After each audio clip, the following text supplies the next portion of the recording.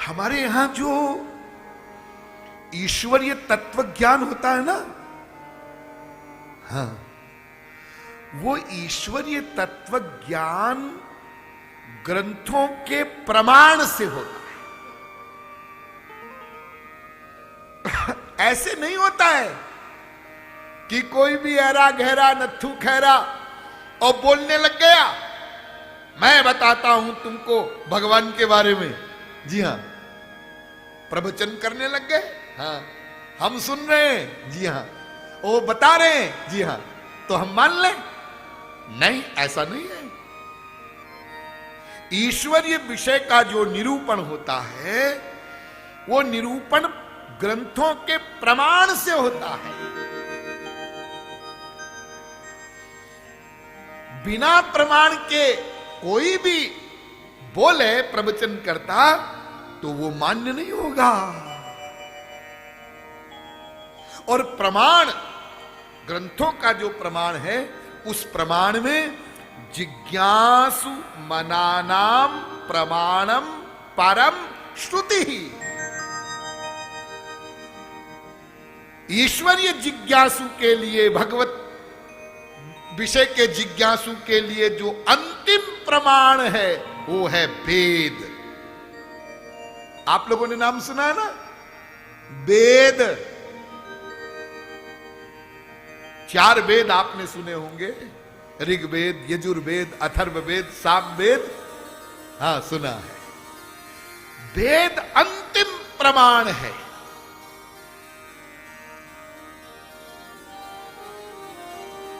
किसी भी तत्व की सिद्धि करनी हो, वो वेद के द्वारा होगी। मनु जी महाराज कहते हैं, भूतम भव्यम भविष्यंच सर्वम वेदात् प्रसिद्ध्यति। किसी को कुछ भी चाहिए, किसी भी तत्व की सिद्धि करनी हो, तो वो वेद के द्वारा होगी। अनंत ज्ञान का भंडार है वेद। आपको क्या चाहिए? संसार का ऐश्वर्य, संसार का वैभव, हाँ, वेद के शरण में चले जाओ, वेद बताएगा कैसे मिलेगा। नहीं जी, हमको संसार का ऐश्वर्य नहीं चाहिए, हमको तो सुना है कि कोई स्वर्ग होता है, वो चाहिए। ठीक है, वेद की शरण में चले जाओ, वेद बताएगा। स्वर्ग कैसे जाओगे? स्वर्ग की प्राप्ति का क्या उपाय है? क्या अनुष्ठान करोगे जिससे स्वर्ग मिलेगा? नहीं जी, हमको स्वर्ग नहीं चाहिए, तो क्या चाहिए? हमको तो मोक्ष चाहिए। ठीक है, यदि आपको मोक्ष चाहिए तो वेद की शरण में चले जाइए। वेद ये भी बताएगा कि मोक्ष कैसे मिलेगा। नहीं जी, हमको तो मोक्ष भी नहीं चाहिए, तो हमको तो भगवान का प्रेम चाहिए, उनकी सेवा चाहिए। हमें भगवान के धाम जाना है, वैकुंठ जाना है, गोलोक जाना है, साकेत लोक जाना है। हाँ, वो भी वेद बताएगा कैसे जाना है। नहीं जी, हमको ये सब कुछ नहीं चाहिए, तो हमको तो नरक चाहिए। अच्छा, तुम नरक के शौकीन हो? जी हाँ, वो भी वेद बताएगा कि नरक कैसे मिलता है।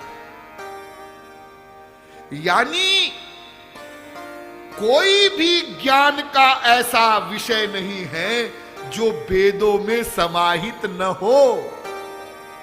सब कुछ लिखा है वेद में। जो चाहे आप, वो आप वेद के द्वारा प्राप्त कर ले। इसलिए अनंत ज्ञान का भंडार वेद, और अनादि निधना नित्या वागुत्सृष्टा स्वयं भुआ। अनादि है, वेद को किसी ने बनाया नहीं है। हम भारतीयों के लिए, जिनका जन्म भारतवर्ष में हुआ है, कम से कम इतना समझना तो परम आवश्यक है कि ये वेद हैं क्या। अरे वेद के दर्शन आपने नहीं किए, कोई बात नहीं है, पढ़ नहीं सकते, कोई बात नहीं है, समझ नहीं सकते, कोई बात नहीं है, लेकिन वेद है क्या, ये तो समझे। जो हम भारतीयों की सबसे बड़ी संपत्ति है, ध्यान दीजिए, सबसे बड़ी संपत्ति। और मामलों में चाहे हम विश्व में कितने भी पिछड़े हुए हो, लेकिन एक बहुत बड़ी संपत्ति हमारे पास है, वेद। और फिर उसके बाद आगे दर्शन शास्त्र वो भी है, हा? सारा अध्यात्म।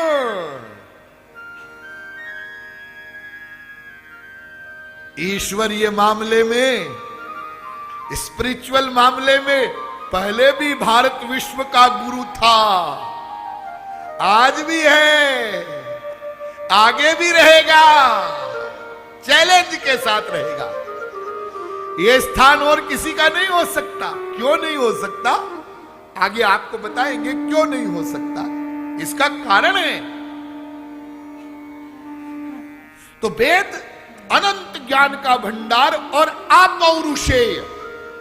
अपौरुषेय माने क्या, अपौरुषेय माने जिसको किसी ने बनाया नहीं, बनाया नहीं ना ना। अरे साहब आप कैसी बात करते हैं, किसी ने तो बनाया होगा भाई। अरे किसी मनुष्य ने नहीं बनाया, चलो माना, किसी महापुरुष ने बनाया होगा, महात्मा ने, ना ना ना, महापुरुष ने भी वेद नहीं बनाया, नहीं लिखा। अच्छा चलो छोड़ो बाबा, भगवान ने तो बनाया होगा, ना ना ना, भगवान ने भी वेद को नहीं बनाया, भगवान ने भी नहीं बनाया ना। तो फिर कहां से टपका, जब भगवान ने भी वेद को नहीं बनाया तो आया कहां से। हाँ, भगवान ने भी वेद को बनाया नहीं, तो निश्वसितमस्य वेदा। जब सृष्टि हुई ना, एक एक शब्द पर ध्यान दीजिए, आगे कथा में सृष्टि का विषय आएगा तब आपको बताएंगे, अभी प्रसंग के अनुसार समझिए। जब सृष्टि हुई तो सबसे पहले क्या हुआ, भगवान अकेले थे, यो वशिष्येत सोऽस्मि हम, अकेले। हाँ, और योग निद्रा में लेटे थे। हाँ, और जब संकल्प हुआ करुणावश सृष्टि का, तो उनके श्वास से, ध्यान दीजिए, उनके श्वास से सबसे पहले वेद प्रकट हुआ, बनाया नहीं, अनादि निधना, पहले भी था, प्रकट हुआ। बड़े सुंदर ढंग से सरल शब्दों में तुलसीदास जी कहते हैं, जाकी सहज श्वास श्रुति चारी, जाकी सहज श्वास श्रुति चारी, जाकी सहज श्वास श्रुति चारी, ओ जाकी सहज श्वास श्रुति चारी, सो हरि पढ़य कौतुक भारी, सो हरि पढ़य कौतुक भारी, सो हरि पढ़य कौतुक भारी, जाकी सहज श्वास श्रुति चारी, जाकी सहज श्वास श्रुति चारी, सो हरि पढ़य कौतुक भारी, ओ सो हरि पढ़य कौतुक भारी। तुलसीदास जी ने प्रभु राम की एक लीला का दर्शन करवाया। रामचरितमानस में आप लोगों ने पढ़ा होगा, उस लीला का दर्शन करवाने के बाद ये चौपाई लिखी। कौन सी लीला? कि गुरु गृह पढ़न गए रघुराई, गुरु गृह पढ़न गए रघुराई, गुरु गृह पढ़न गए रघुराई, ओ गुरु गृह पढ़न गए रघुराई, अल्प काल विद्या सब आई, अल्प काल विद्या सब आई। भगवान राम यज्ञोपवीत संस्कार जब हो गया तो भरत जी, लक्ष्मण जी, शत्रुघ्न जी के साथ में गुरु वशिष्ठ के आश्रम में पढ़ने गए। जैसे साधारण मनुष्य जाता है ना, उस जमाने में गुरुकुल की परंपरा थी, तो जैसे कोई साधारण मनुष्य का बालक और गुरु आश्रम में पढ़ने जाता है, ऐसे ही भगवान राम भी पढ़ने गए। और मर्यादा देखिए, इसलिए तो मर्यादा पुरुषोत्तम कहते हैं ना उनको। मर्यादा देखिए कि गुरु वशिष्ठ ऊपर आसन पर विराजमान हैं और भगवान राम, लक्ष्मण जी, भरत जी, शत्रुघ्न जी नीचे बैठे हैं और गुरु जी उपदेश कर रहे हैं। राम सुनो, और वे जैसे गुरुजी पढ़ा रहे हैं, समझा रहे हैं, वैसे समझ रहे हैं। इस लीला का दर्शन करके तुलसीदास जी कहते हैं कि आश्चर्य देखो, कितनी मधुर लीला है कि जिन भगवान के सहज श्वास से वेद प्रकट हुए, वो भगवान पढ़ने जाता है अज्ञानी बन करके, जैसे मानो कि बिल्कुल अज्ञानी हो। तो वेद को भगवान ने भी बनाया नहीं, वे उनके श्वास से, और श्वास भी कैसा? सहज श्वास। इस समय आप लोग श्वास ले रहे हैं, जी हां, ये सहज श्वास नहीं है। ये तो आप विषय को सुन रहे हैं, उसके अनुसार जो आपके मन में, अंतःकरण में हलचल हो रही है, वैसे ही सांस की गति बढ़ती घटती है। हाँ? फिर जब आप सो जाते हैं और सपना देखते हैं, तो उस समय भी सपने में जो सब्जेक्ट देखते हैं, उसके अनुसार आपके श्वास की गति होती है। जी हाँ, उसके बाद आपकी एक अवस्था होती है, जब आप गहरी नींद में सो जाते हैं, तब आपको जो श्वास आता है उसको कहते हैं सहज श्वास। ऐसे ही भगवान भी योग निद्रा में सो रहे थे। यस्यैकनिः श्वसित कालमथावलम्ब्य जीवन्ति लोम बिलजा जगदंडनाथा। ब्रह्म संगीता कहती है कि जिसकी एक श्वास उसका अवलंब लेकर के अनंत कोटि ब्रह्मा विष्णु शंकर जीवित रहते हैं, ऐसा उनका श्वास है। तो उस सहज श्वास से वेद प्रकट होते हैं और उस वेद में अनंत ज्ञान का भंडार है और वो वेद अंतिम प्रमाण है। ध्यान दीजिए, इसलिए कोई भी संत, कोई भी महात्मा, कोई भी प्रवचन करता, कोई भी व्यासपीठ पर बैठने वाला वेद के अनुसार बोले तो हमारा मस्तक झुकेगा, और वेद के विरुद्ध बोले तो फिर हमारा वैदिक सनातन धर्म ऐसा है, उसका इतना पक्का नियम है कि वेद के विरुद्ध यदि भगवान भी बोले तो मान्य नहीं होगा।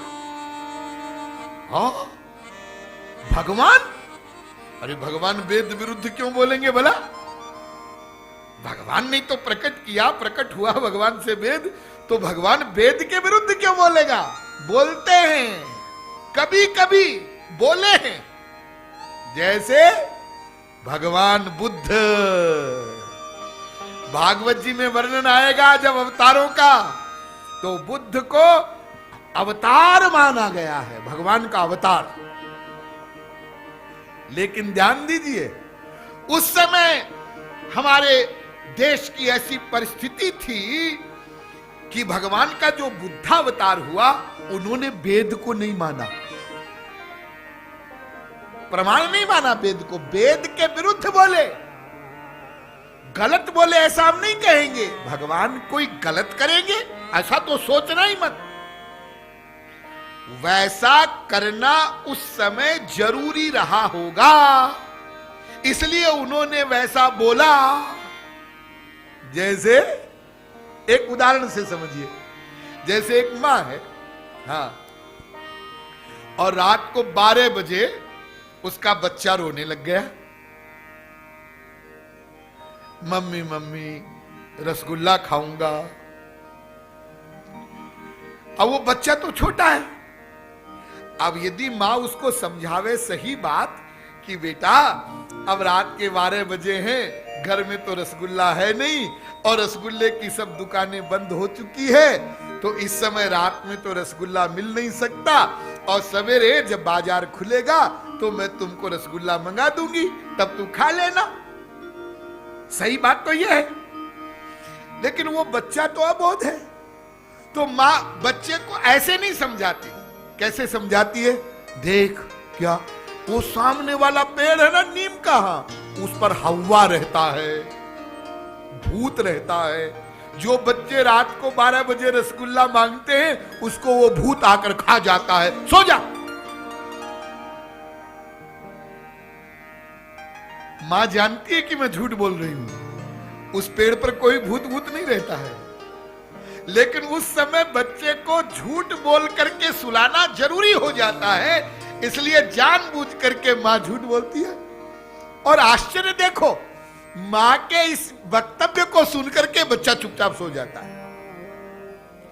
लेकिन जब वो बच्चा बड़ा हो जाता है ना, हाँ, तो वो समझ जाता है कि उस समय मां ने मुझसे झूठ बोला था, पेड़ पर कोई भूत भूत नहीं रहता है, लेकिन जरूरत पड़ जाए तो वो भी अपने बच्चे से वैसे ही झूठ बोलेगा। तात्पर्य कहने का ये कि कभी कभी भगवान को भी, महापुरुषों को भी कुछ ऐसी बातें बोलनी पड़ती है जो वेद के अनुसार नहीं होती, तो हम लोग उन महापुरुषों को या भगवान को नमस्कार करते हैं।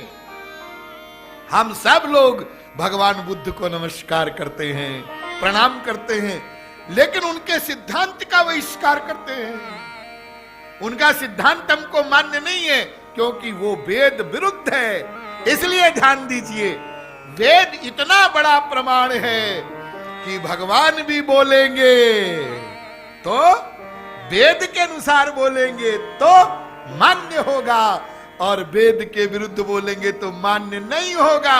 इसलिए ध्यान दीजिए, हम लोग गीता मानते हैं, गीता को आप सब लोग मानते हैं। क्यों मानते हैं?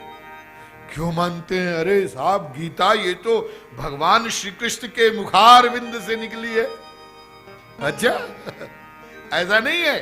तो भगवान श्री कृष्ण के मुखार बिंद से भगवत वाणी निकली, श्रीमद् भगवत गीता, हाँ, लेकिन वो केवल भगवान श्री कृष्ण के मुखार बिंद से निकली, इसलिए हम लोग मानते हैं, ऐसा नहीं। तो वो भगवान श्री कृष्ण के मुखार बिंद से निकली प्लस वेद सम्मत, इसलिए गीता में ही कह दिया गया, सर्वोपनिषदो गावो दोग्धा गोपाल नंदन। उपनिषद रूपी गाय को दूहा श्री कृष्ण रूपी ग्वाले ने, वो गीता। तुलसीदास जी ने रामचरितमानस में जब मंगलाचरण किया तो 7 श्लोकों में मंगलाचरण किया। तो पहले तो सब वंदना कर दिया उन्होंने, गणेश जी की, सरस्वती की, शंकर जी की, गुरु जी की, वाल्मीकि जी की, हाँ, भगवान विष्णु की, राम जी की, सबकी वंदना कर दिया। और बाद में अंतिम श्लोक में क्या कहा बालकांड में? नाना पुराण निगमागम सम्मतम यत्। ऐ पाठको, मैं जो भी कुछ लिखने जा रहा हूं इसको तुम मिला लेना वेद के अनुसार, उपनिषदों के अनुसार, निगमागम और पुराण आदि सबसे मिला लेना। मिल जावे तो मान लेना, न मिले तो फेंक देना। यानी तुलसीदास जी ये संकेत कर रहे हैं कि मैं अपनी तरफ से कुछ नहीं लिख रहा हूं, वेदों शास्त्रों के अनुसार लिख रहा हूं सब कुछ। तो अब आप लोग भली प्रकार समझ गए कि वेद अंतिम प्रमाण, अनंत ज्ञान का भंडार। तो फिर आप लोग कहेंगे स्वामी जी एक बात बताइए कि जब वेद अनंत ज्ञान का भंडार है तो फिर, और इसको किसी ने बनाया नहीं है, तो ये और ग्रंथ क्यों बने? अरे एक ही, पहले वेद एक ही था। इस पॉइंट को भी समझ लीजिए, पहले वेद एक ही था, 1,00,000 मंत्र वाला। और ये 4 वेद आप सुनते हैं ना, जो ऋग्वेद, यजुर्वेद, अथर्ववेद, सामवेद, हाँ, ये 4 कैसे बने और इनका पुस्तक रूप कैसे हुआ? ये अभी अभी 5000 वर्ष पहले, कथा में भी आएगा ये विषय, एक अवतार हुआ भगवान का वेद व्यास जी के रूप में।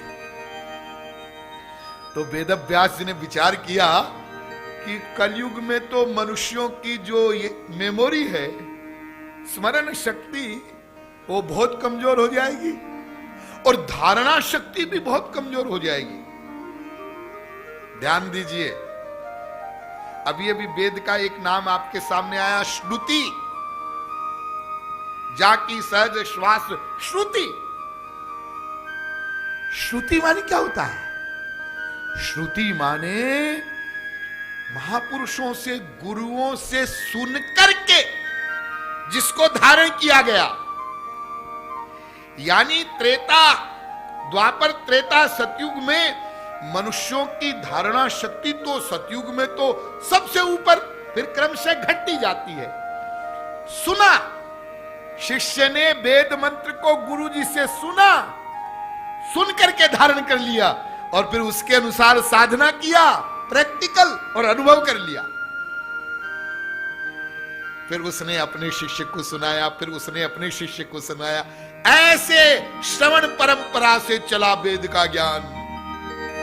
लेकिन जब कलयुग प्रारंभ हुआ और वेद व्यास जी का अवतार हुआ, तो उन्होंने सोचा कि कलयुग में तो मनुष्यों की धारणा शक्ति बहुत कमजोर हो जाएगी, स्मरण शक्ति भी बहुत कमजोर हो जाएगी। इसलिए वेद व्यास जी महाराज ने वो जो 1,00,000 वेद मंत्र थे वेद के, उनका वर्गीकरण किया।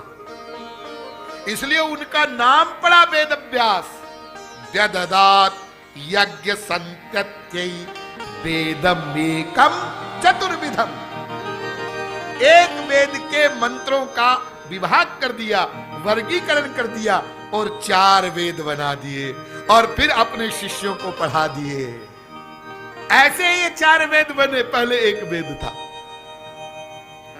तो महाराज ये बताइए कि और इतने जो ग्रंथ बने वो क्यों बने? ध्यान से सुनिए, और ग्रंथ बनने का कारण सुनिए। क्या कारण है? वेद को कोई समझ नहीं सकता। क्यों? क्यों नहीं समझ सकता? अरे हम लोग नहीं समझ सकते भाई, संस्कृत पढ़े लिखे नहीं है तो हम नहीं समझ सकते। नहीं नहीं, कोई नहीं समझ सकता।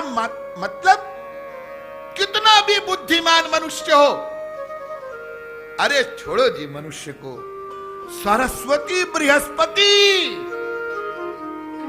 ना ना ना, सरस्वती बृहस्पति को भी छोड़िए आप, जिसको लोग समझते हैं कि वो सृष्टि करता है ब्रह्मा, वो ब्रह्मा भी वेद को नहीं समझ सका।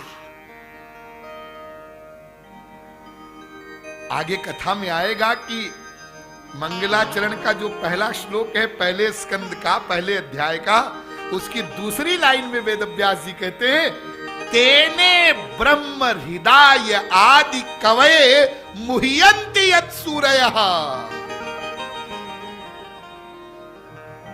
ब्रह्मा के हृदय में बैठकर भगवान ने वेदों का ज्ञान करवाया, हुआ नहीं। जब ब्रह्मा वेद नहीं समझ सका तो नर पामर कर केतिक बाता। और सुंदर ढंग से आप लोग समझिए, आप गीता के द्वारा समझिए। भगवान श्री कृष्ण ने कहा, सर्वस्य चाहम हृदि सन्निविष्टो मत्त स्मृतिर् ज्ञानम अपोहनञ्च। और वेदैश्च सर्वैरहमेव वेद्यो वेदांत कृत वेद विदेव चाहम। कितनी सुंदर बात कही भगवान ने। सबके हृदय में मैं बैठा हूं और सबको मेरे द्वारा ही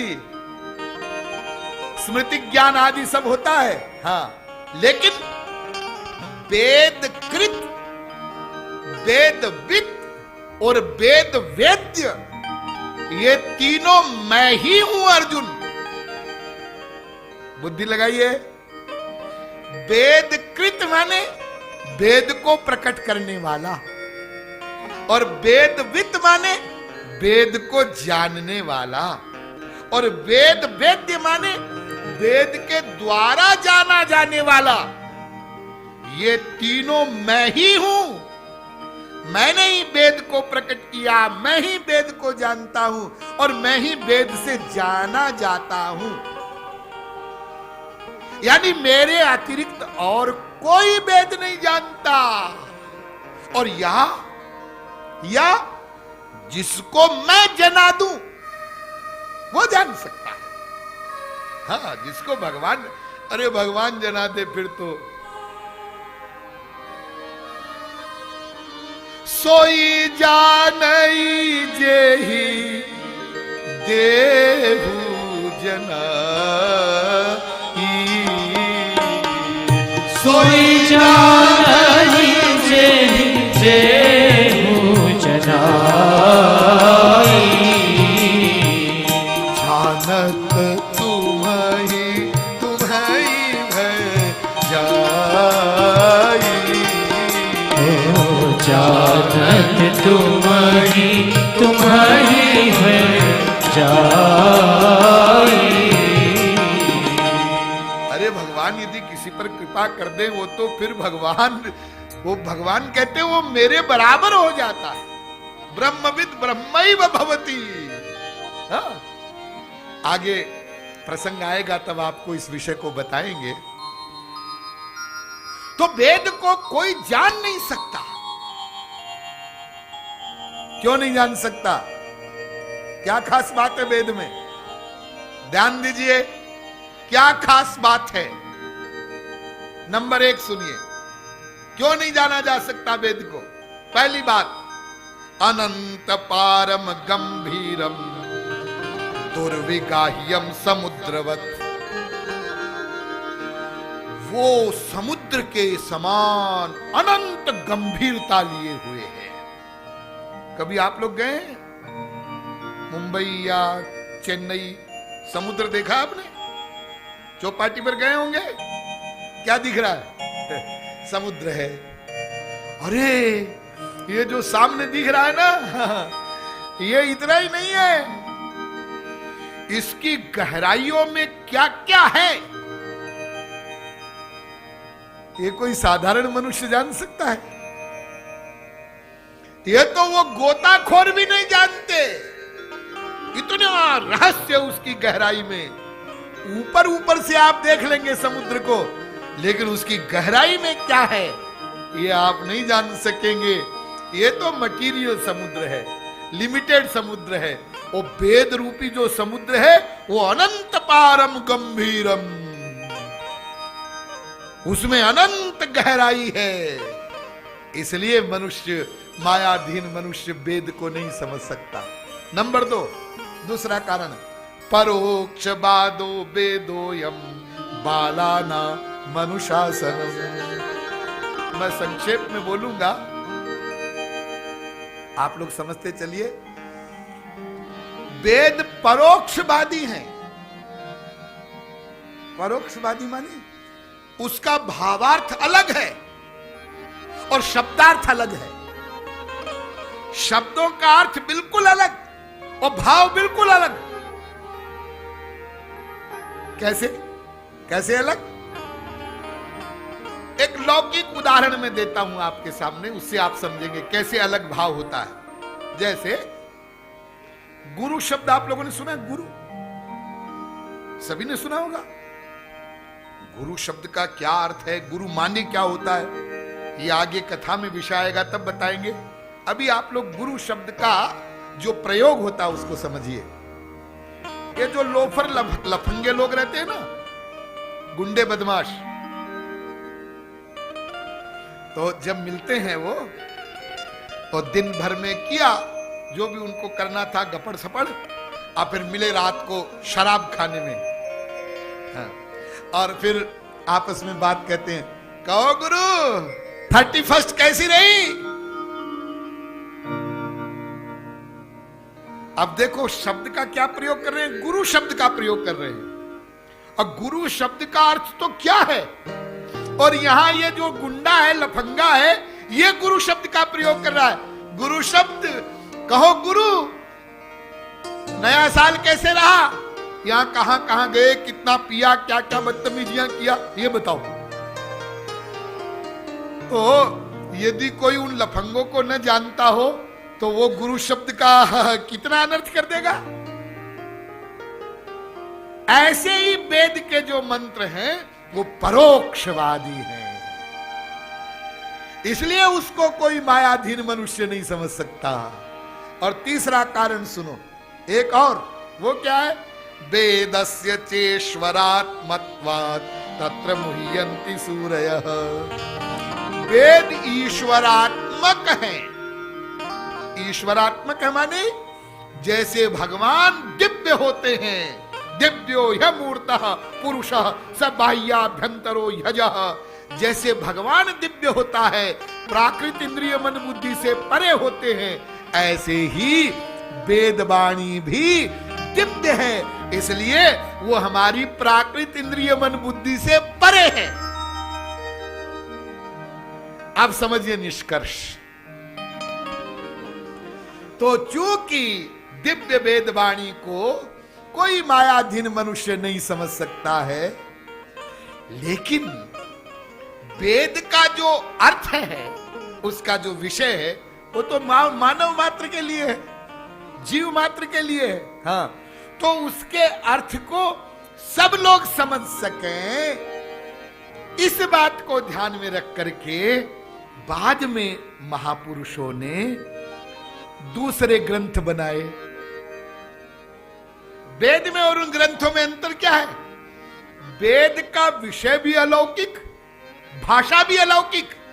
हाँ, और बाद के महापुरुषों ने जो ग्रंथों की रचना की, उनका विषय तो अलौकिक, वेद वाला ही, लेकिन भाषा सरल। ऐसी भाषा में ग्रंथ बनाए जिससे सामान्य व्यक्ति भी समझ सके। यदि उस पर भगवान की कृपा हो और गुरु जी की कृपा हो तो, नहीं तो वो भी नहीं समझ सकता। इसलिए ध्यान दीजिए, जिन वेद व्यास जी ने वेद का विभाग किया था और 4 वेद बनाए थे, उन्हीं वेद व्यास जी महाराज ने वेद के अर्थ को समझाने के लिए 17 पुराणों की रचना की और यह कह दिया, इतिहास पुराणाभ्याम वेदम समुपबृंहयेत। डायरेक्ट पढ़ के कोई वेद को नहीं समझ सकता है, लेकिन पुराणों से और इतिहास ग्रंथों से वेद के अर्थ को समझा जा सकता है। तो पहले तो ध्यान दीजिए, वेद व्यास जी ने 17 पुराण बनाए और फिर उन्होंने महाभारत की रचना की। उस महाभारत में भी 1 लाख श्लोक। अब वेद के अर्थ को खोल दिया। फिर केवल वेद व्यास जी थोड़े हुए, और भी तो महापुरुष हुए। कपिल कणाद, पतंजलि आदि 6 शास्त्र बने और अनेक जो महापुरुष आए, उन्होंने भी अपनी अपनी भाषा में, जैसे एक महापुरुष आए महाराष्ट्र में, अरे अनेक आए, संत तुकाराम आए, संत ज्ञानेश्वर आए, संत नामदेव आए, संत एकनाथ आए, स्वामी रामदास आए।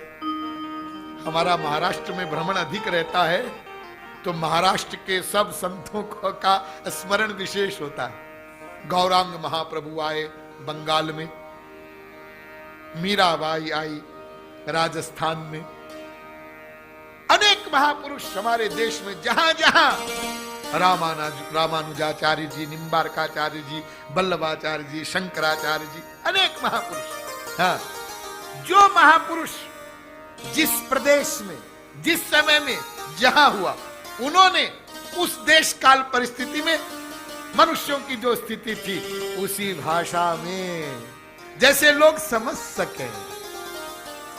मराठी में संत ज्ञानेश्वर ने ज्ञानेश्वरी लिखी। अरे गीता तो पहले से थी ना, और अनेक टीकाएं भी थी। हाँ थी, लेकिन महाराष्ट्र के लोग उसको समझ सके तो उन्होंने मराठी में लिखा। तुकाराम जी महाराज ने अभंग लिखे, मराठी में लिखे। चैतन्य चरितामृत की रचना हुई, बंगला में हुई। मीराबाई ने पद लिखे, सब राजस्थानी में। हाँ? देखिए, अब वेद मंत्रों का उच्चारण यदि आप लोगों के सामने किया जाए, कुछ आपके सामने मैं बोलता हूं। तमेव विदित्वाति मृत्युमेति नान्यः पंथा विद्यते यनाय। हमारे महाराज जी जो विराजमान है, पंडित जी जो विराजमान है, इसके अतिरिक्त आप कोई नहीं समझ सके। रसो वै सह रसग्वम ये वायम लब्ध्वा नंदी भवति। समझ में आया? नहीं आया। उपासते पुरुषम ये यह कामास्ते शुक्र में तदति वर्तन्ते धीरा। समझ में आया? नहीं आया। यदा ह्ये वैश एतस्मि मिन्नुदर मंतरं कुरुते अथ तस्य भयं भवति। समझ में आया? स्वामी जी कुछ समझ में नहीं आ रहा है। अच्छा चलो और सरल सुन लो। अनन्याश्चिन्तयन्तो माम ये जनाः पर्युपासते तेषां नित्याभियुक्तानां योगक्षेमं वहाम्यहम्। समझ में आया? हाँ कुछ कुछ सुना तो है। अनन्यचेता सततम यो मां स्मरति नित्यशः तस्याहं सुलभः पार्थ। समझ में आया? मन मना भव मद्भक्तो मद्याजी मां नमस्कुरु। समझ में आया? सर्वधर्मान परित्यज्य माम एकम शरणं ब्रज। समझ में आया? कुछ समझ में नहीं आ रहा है? नहीं आ रहा ना? अब देखिए, इन वेद मंत्रों का और श्लोकों का जो भाव है, उसी भाव को मीरा जी गाती है। अब मीरा जी ठीक जो सार है वेदों का, शरणागति का, भक्ति का, उसको मीरा भी गाती है। और मीरा कैसे गाती है, जरा वो भी सुन लीजिए। मेरे तो गिरिधर गोपाल दूसरो न कोई। मेरे तो गिरिधर गोपाल दूसरो न कोई। जाके सिर और मुकुट मेरो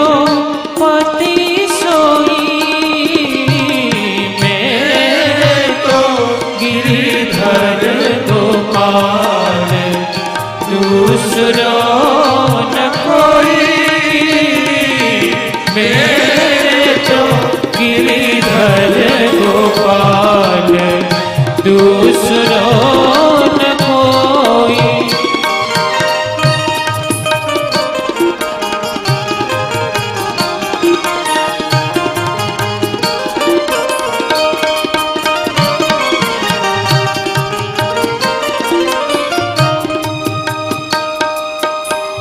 तात मात भ्रात बंधु आपनो न कोई।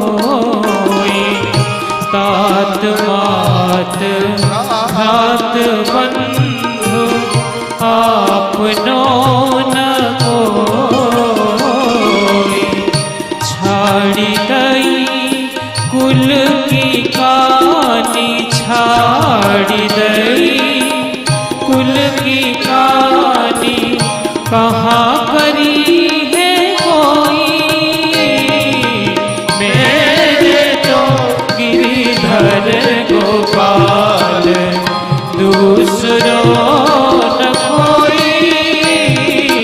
मेरे तो गिरिधर गोपाल दूसरो न कोई। ये समझ में आ गया ना? ये समझने में कोई प्रॉब्लम है क्या?